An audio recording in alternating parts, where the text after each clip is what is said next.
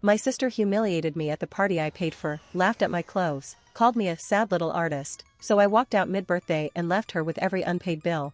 If I had known how the night would end, I never would have agreed to come. My name's Cassidy Blake. I'm 31 years old, and I live in Newport, Rhode Island. I make my living painting massive murals on buildings and galleries, even though I barely leave my own house unless I absolutely have to. The day of Ellie's birthday party, I stood outside the venue, clutching a huge custom art kit wrapped in gold paper. I'd designed it myself, everything a kid could want to get started painting. Inside the hall, the noise was deafening, kids shrieking, pop music blaring, parents shouting over each other, and somewhere in there was my sister, Valerie Chase, the glamorous one, event planner to New England's wealthy, the woman who could walk into any room and instantly own it. She wore silk scarves and Italian leather shoes while I wore jeans smeared with paint. That was always the difference between us. I swallowed the knot in my throat and went in. The place was ridiculous. Towering balloon arches, cotton candy machines, a DJ blasting songs about shaking it off, the kind of party that costs 5 digits minimum, the kind of party I paid for. Val had come crying to me 2 months ago, saying she was short on cash because of a billing error with a client,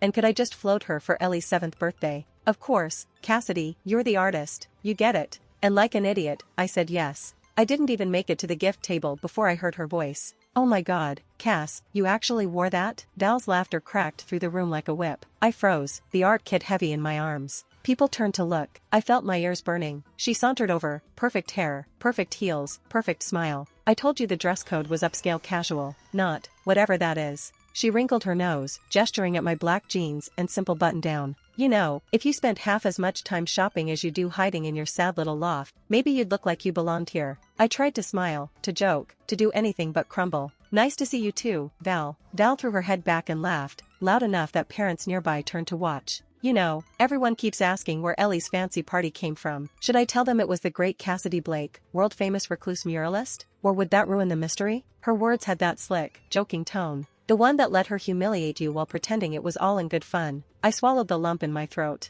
Maybe just let Ellie enjoy the day, I said, trying to keep my voice steady. Val smirked. Relax. I'm just saying. Some of us live in the real world, Cass. You might want to try it sometime. I stood there for a second too long, feeling all those eyes on me. Parents who looked like they just stepped out of a Vineyard Vines catalog. Kids in designer sneakers. Everyone watching the weird sister get called out. Something inside me snapped. Without another word, I turned on my heel, walked straight back through the crowd, and shoved the art kit into a stunned server's hands. Give this to Ellie when things calm down, I muttered. Then I left. Just like that. I didn't wait to settle the final catering bill. I didn't wait to sign off on the balloon invoice or confirm the petting zoo's overtime charge. I didn't even look back. As I stepped into the cool October air, I could already hear the murmuring starting behind me. People realizing the woman who paid for this circus had just walked out. I didn't care. I kept walking, past the parking lot, down the winding suburban streets, my fists shoved into my jacket pockets. The artist who wasn't good enough to stay at her own goddaughter's birthday. After about 15 minutes, I reached the iron gate of my parents' estate. The house where Val and I grew up, back when it was all marble floors and cold smiles. The lights were on inside. Through the windows, I could see silhouettes moving, Mom in her pearls, Val's golden hair catching the chandelier light. I stepped up to the door and knocked, the art kit still in my arms like some stupid peace offering. The door swung open, and there she was. My mother, her lips pressed into a hard line, her eyes scanning me up and down like I was something she needed to scrape off her shoe. What do you want, Cassidy? She snapped. I opened my mouth, but before I could get a word out, Val appeared behind her, arms crossed, smirking like she'd just won a prize. Came back for more attention? Val purred. Or did you finally realize you can't just throw a tantrum and run off? Mom tightened her grip on the door. We're busy, she said. Good night, Cassidy. And then she slammed the door in my face. Just like that. I stood there for a long minute, staring at the heavy wood, feeling the cold from the stone porch seep through my sneakers. Then I turned and walked back down the driveway, the gold-wrapped art kit clutched against my chest like a shield. No one called after me. No one cared. Not even the kid the party was supposed to be for. And as the night air bit into my skin, one thing became crystal clear. I was done. I didn't go back to my place that night. I ended up sitting on a bench near the waterfront, the art kit still in my lap, staring at the black waves under the streetlights. My phone buzzed for the first time around 10:30, then again, and again. I finally looked. 12 missed calls. All from Val. A bunch of texts, too. Cassidy, call me right now. Mom's freaking out. This is serious. You need to fix this. Each one more frantic than the last. Then came the voicemails. I didn't listen. I couldn't. Just seeing the notifications piling up made my stomach churn. I knew exactly what was happening back at the party. Val hadn't covered the final catering fee. The petting zoo still needed payment for the overtime. There were probably vendors knocking on the venue office door, invoices in hand, demanding their money before they packed up their trucks. I was supposed to be the safety net. I always was. I sat there in the cold, watching the fairy lights blink across the bay, and realized something. I didn't feel guilty. Not even a little. I should have felt bad for Ellie, maybe. I should have felt the old pull, that tight, desperate need to fix everything before it collapsed. But all I felt was, nothing. And God, it felt good. My phone buzzed again, and this time it was a text from Nate. Nate, Val's husband, technically my brother-in-law, though we barely spoke. I opened it, expecting another guilt trip. Instead, it read, "I'm sorry about tonight. I didn't know Val expected you to cover everything again. She told the vendors you would. I thought you knew. I just wanted you to know it wasn't right." I stared at the screen. Reread it. Of all the people, I didn't expect Nate to be the one to break ranks. Another text came through a minute later. "If you want to talk, I'm around. If not, I understand." I didn't answer. I just turned off my phone completely, shoved it deep into my jacket pocket, and leaned back against the bench. The silence was incredible. It filled my lungs like clean air. It wrapped around my shoulders like a blanket. For the first time in years, I wasn't rushing in to rescue anyone. Not Val. Not Mom. Not anyone. Let them figure it out. I thought about all the times before. The loans I gave just until the next check cleared, the art commissions I turned down because Val needed help planning some event, the Christmases where I showed up with expensive gifts while they acted like I was an afterthought. I thought about the time I finished my first real gallery show and Mom didn't come because Val had a charity brunch that same afternoon. I thought about the way Val would always say things like, "Cass is so sweet. She just doesn't understand how the world really works," while smiling like it was a compliment. I thought about all of it, and for once, I didn't flinch. I stayed on that bench for what felt like hours, watching the lights, listening to the waves slap the pier, watching my breath puff into the cold night air. Let the party fall apart. Let the vendors get angry. Let the guests gossip and whisper and judge. None of it was my problem anymore. I leaned back and closed my eyes, a small smile tugging at the corners of my mouth. Let them drown without me. I wasn't their life raft anymore. It was past midnight when I finally got back in my car and started driving. I wasn't even sure where I was headed at first. Some part of me just needed to see it, needed to know if the damage had really been done. The streets were almost empty, just a few bars closing down, headlights flashing across wet pavement. When I pulled up to my parents' estate, everything felt different. The balloon arches were gone. The catering trucks were gone. The huge white event tents had already been packed up or torn down. The backyard, once glowing and glittering and full of laughing kids, looked dead. Empty folding chairs leaned sideways in the grass. Stray streamers flapped weakly against the porch railings. I parked across the street, engine off, headlights dark, and just watched. The windows were still lit, but not like before. No laughter, no music, just low, grim shapes moving behind the curtains. I cracked the window open and could hear it, raised voices, shouting. I knew that tone. I'd heard it my whole childhood. Sure enough, after a minute, the front door burst open, and there was Val, standing on the porch, arms waving wildly, screaming at someone inside. "I can't believe you let her ruin everything," she shouted. Her voice echoed across the quiet street. "You were supposed to handle her. You were supposed to keep her in line." For a second, I thought she was yelling at Mom, maybe Dad, wherever he was these days. But then another figure stepped into the doorway. Mom, her face cold, tight, exhausted. She shook her head, said something I couldn't hear. Val kept yelling anyway. Something about sabotage, something about how it was all a setup, how I always had to make everything about me. It would have been funny if it hadn't been so damn pathetic. I shifted in my seat, my fingers gripping the steering wheel so tight my knuckles went white. Then I caught another glimpse through the big living room window, and my chest squeezed painfully. Inside, near the couch, was Nate. And Ellie. Ellie, still in her pink satin birthday dress, sitting on Nate's lap, curled into him like a tired little animal. Her head rested against his chest, her thumb in her mouth. Her other hand clutched the strap of the art kit, the one I had dropped off with the server. She looked so small, so left behind. While Val raged outside and my mother stood stiffly pretending none of this was happening, Nate just rocked Ellie gently back and forth, his hand rubbing slow circles on her back. The contrast hit me like a punch.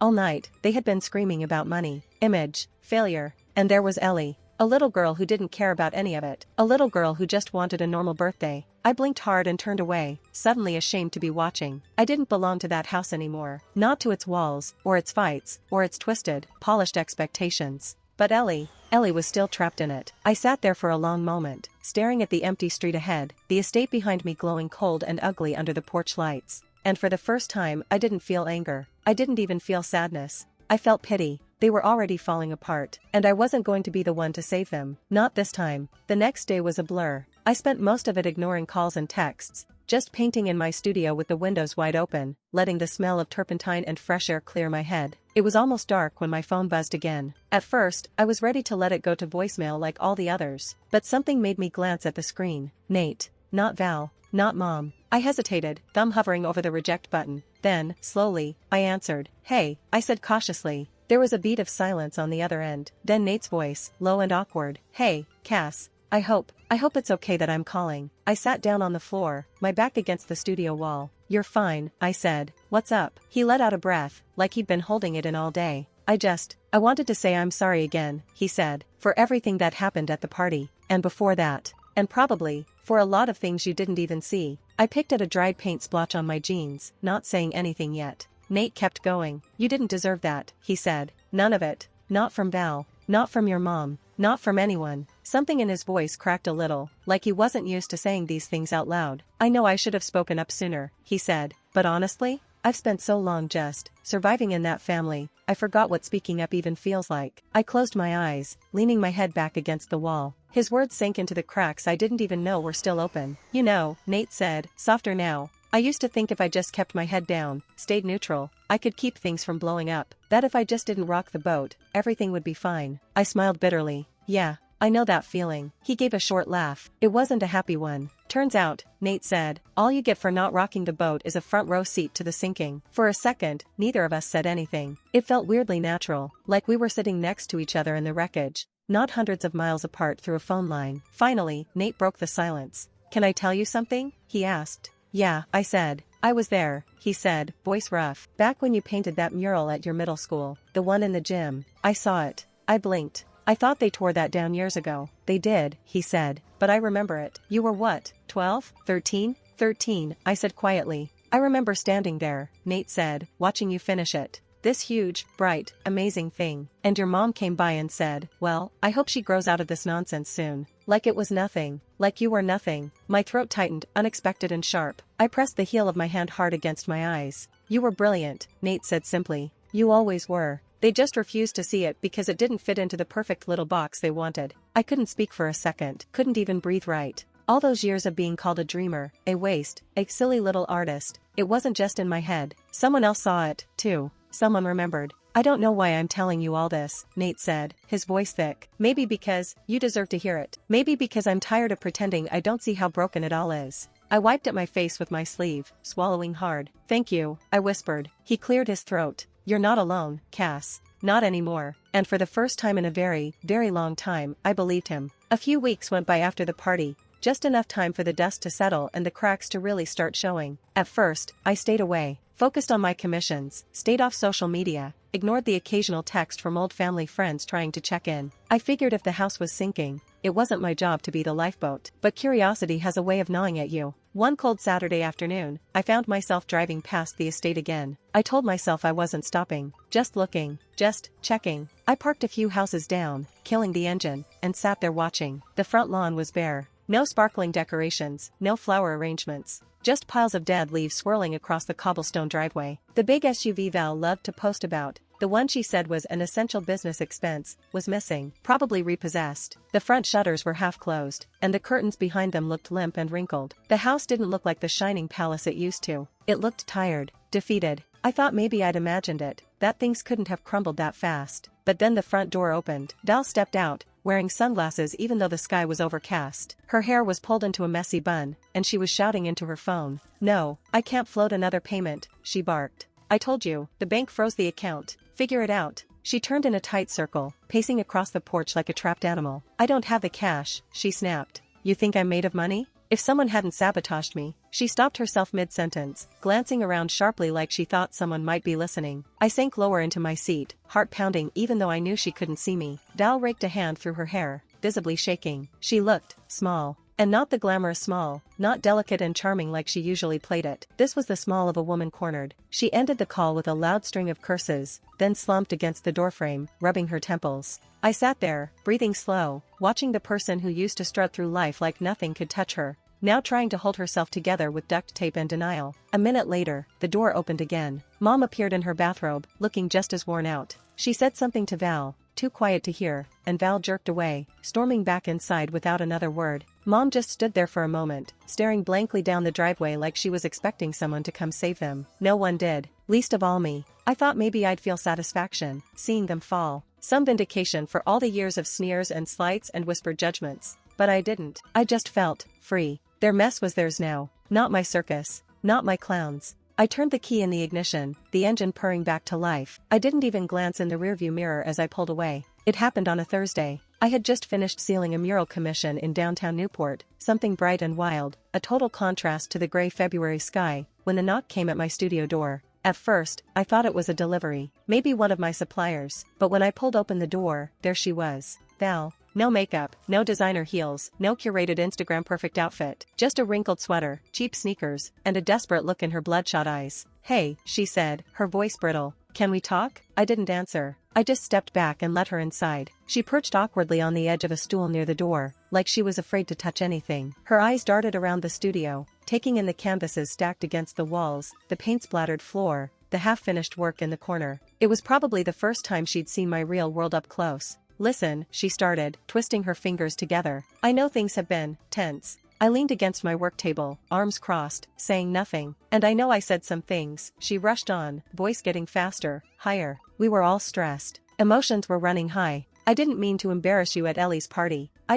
Things got out of hand." She stopped, swallowing hard, looked up at me through clumped lashes. "I need your help," she said finally. There it was. The real reason she was here. She wasn't here for an apology. She wasn't here to fix anything. She was here because she needed something. "What kind of help?" I asked, my voice flat. Val glanced away, cheeks coloring. "Just a small loan," she said. "Just to cover a few things until I can get back on my feet. A month or two, tops." I smiled, but it wasn't kind. "How much?" I asked. She hesitated. 30,000. The number didn't even make me blink. I'd spent more than that bailing her out over the years. But this time was different. This time, there wasn't even a flicker of temptation inside me. I stood up slowly, walked across the studio, and picked up a canvas leaning against the wall. It was a rough sketch, an outline of a new project I hadn't shown anyone yet. A woman standing at a cliff's edge, looking out over a dark, endless ocean. Alone. Steady. Strong. I set it down in front of Val. "This," I said quietly, "is what I'm working on now." She frowned, confused. "Okay.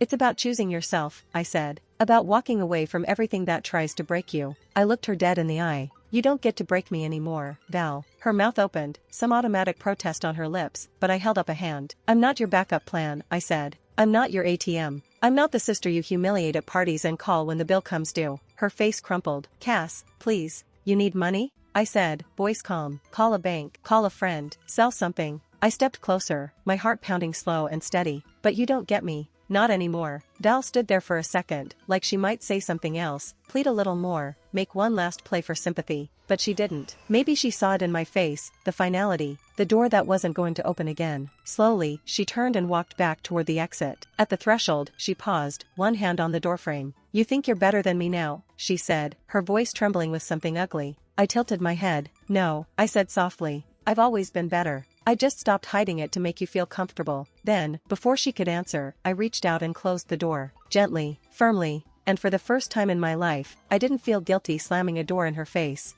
I felt free. Spring rolled in slow and cold that year. By March, I hardly thought about Val anymore. I didn't need to. Word traveled without me lifting a finger. She lost her biggest event clients. She had to sell her designer wardrobe piece by piece. The SUV went first, then the jewelry, then the houseplants she once bragged about importing from Italy. It was a slow-motion collapse, and I watched from a safe distance, detached, almost clinical. Then came the real blow. Nate filed for separation. I heard about it the way everyone hears family news now, through an awkward forwarded email from a distant cousin, full of vague sentences like "please respect their privacy during this difficult time." But I didn't need details. I knew why. Nate had spent years quietly holding everything together for Ellie's sake. But when Val's lies and debts finally caught up with her, there was nothing left to save. One day in late April, I drove past the estate again, purely out of habit. The house had a big for sale sign staked in the front lawn. The shutters were pulled shut. The driveway was empty. Val was gone. And so was Ellie. That night, sitting in my studio, I opened my laptop and started filling out paperwork. Not for Val, for Ellie.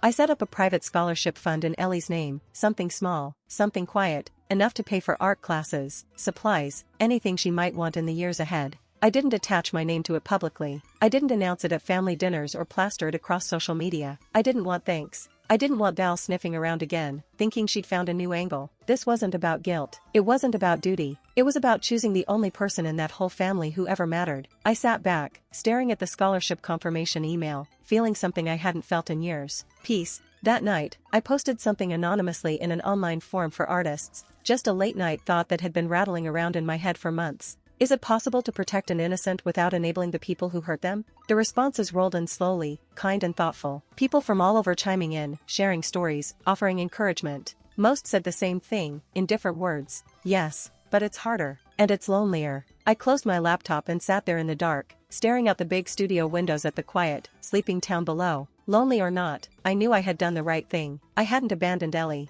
I hadn't burned everything to the ground out of spite. I had finally, broken the cycle. And I wasn't going back. Not for Val. Not for my mother. Not for anyone. About 6 months later, on a warm September evening, I found myself standing outside a small gallery downtown, my palms sweating against the sides of my dress. It wasn't a fancy gallery. No red carpets. No flashing cameras. Just a converted loft space on Thames Street with creaky wood floors and whitewashed brick walls. But tonight, it was mine. My first solo exhibit in years. I didn't even invite most of the people I used to know. Didn't post about it online. Didn't beg for attention the way I used to, desperate to fill a room. This was for me. The pieces on the walls weren't about clients or commissions or trends. They were messy, raw, personal, huge murals broken down into small, explosive fragments. Paintings that didn't ask permission to exist. One piece showed a woman breaking out of a gilded birdcage. Another showed a crumbling mansion swallowed by a forest. And front and center, the biggest canvas of all, a figure walking away from a burning house without looking back. I hadn't even realized when I painted it how much it meant.